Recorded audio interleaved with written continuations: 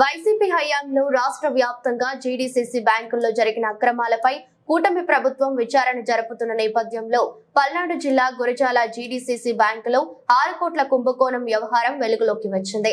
ఈ విషయంలో ఇప్పటికే ప్రభుత్వానికి ఫిర్యాదు వెళ్లింది. మొత్తం 150 మంది మిర్చి రైతులకు కోల్డ్ స్టోరేజీలో నిల్వ ఉంచిన మిర్చి పేర రుణాలు మంజూరు చేసినట్లు సమాచారం. కాగా వాస్తవానికి సదరు కోల్డ్ స్టోరేజ్ లో రుణాలు పొందిన రైతులకు చెందిన మిర్చి ఏమీ లేదు.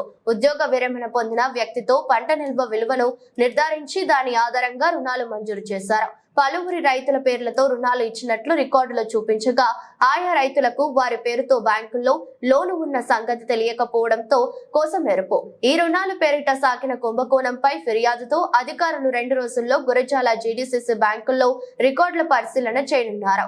అప్పుడే ఈ వ్యవహారంలో అసలు సూత్రధారులు పాత్రధారులు ఎవరన్నది తెల్లం కానుంది.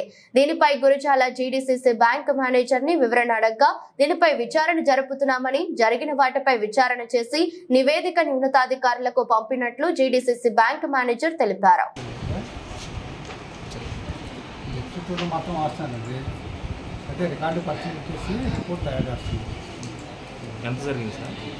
ఇంకా రిపోర్ట్ తయారు చేస్తున్నాను. ఇవన్నీ వచ్చేది వస్తుంది. ఎంతవరకు ఏం జరగలేదు, కాలేదు. రిపోర్ట్ తయారు చేసి నిన్న బ్యాంకు ప్రతినిధులు పైన ఆపుకోవాలి పైనుంచి వచ్చారు కదా సార్, ఎవరు రాలేదా? అదే అది నాకు అర్థం కావట్లేదు. మీరే ఎవరు వస్తే రికార్డు ఎవరు వెరిఫై చేశారంటే ఎవరు రాలేదు. అంటే సుమారు ఎంత జరిగింది సార్ ఉంటుంది సార్ మీకు తెలిసి?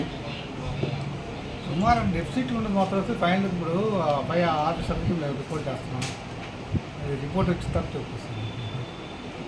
అంటే సుమారు అనేది కూడా ఉండదు ఇక్కడ ఏమి? ఇప్పుడు రైతులు ఎంతమంది పెట్టారు సార్ మీ దగ్గర మిర్చిది? మొత్తం అయితే